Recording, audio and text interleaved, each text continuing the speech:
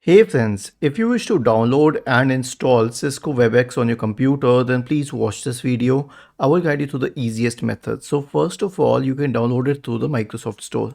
Search for Microsoft Store in the Windows search bar and open the Microsoft Store. Now search for Cisco WebEx in the search bar, and it's called WebEx actually. The logo is something like this and it is managed by Cisco Web Systems. It has 83 ratings. All you need to do is install it. Then there's a better method as well. I mean, not a better one, but another one. So search for Cisco WebEx download on the Bing search bar, and Bing is the default search engine on Microsoft Edge. And you'll notice this thing called as install on Windows. Now this is from the Microsoft Store again, but you can also download it from the WebEx website. Click on the second option here and click on download.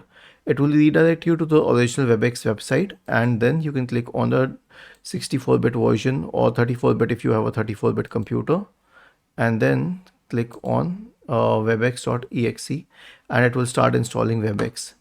Was this helpful? If yes, then please subscribe to the channel, and if not, then let us know in the comment section of this video on how we could help you further. Thank you for watching this video and have a nice day.